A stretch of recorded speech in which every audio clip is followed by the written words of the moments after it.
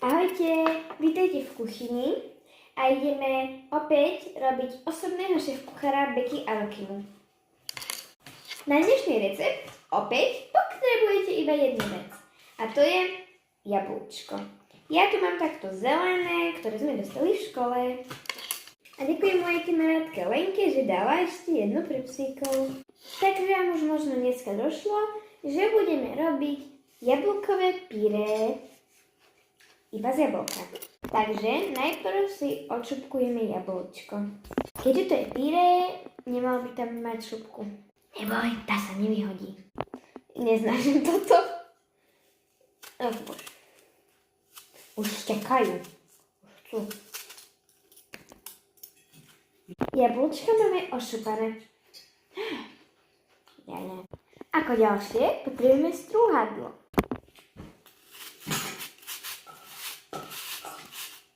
Ozvem sa vám, keď to bude hotové. Dobre, kaša nám už vznikla. Pardon, pyré. Ale vyzerá to jak kaša. Takže, naša kašičku. Takže vonku je zima, takže Elza, vitaminová. Dáme si to do myštičky. No a čo teraz s šupkou? Natrhajte si ju na takéto kúsky, aké sú vhodné pre vašeho psíka. Ako môžete nechať aj tak, ale tak k pyré to pasuje natrhané. Ak to máte natrhané, dáte to tak na kraj. Pyré.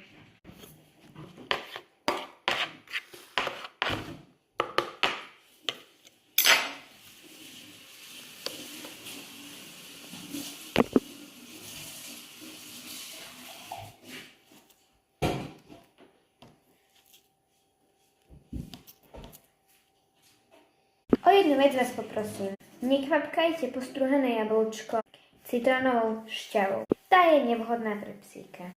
Ak sa vám takéto videá páčia, dajte like, prípadne odber, ak ho ešte nemáte, nejaký pekný komentár. A keď poznáte nejaké dobré recepty, alebo by ste niečo chceli vyskúšať, napíšte mi to taktiež do komentáru. Ak to bude vhodné pre psíkov, ja to vyskúšam. Veľmi rada. No teraz im to už poďme dať. Ja, ale už mám. Zároveň tam to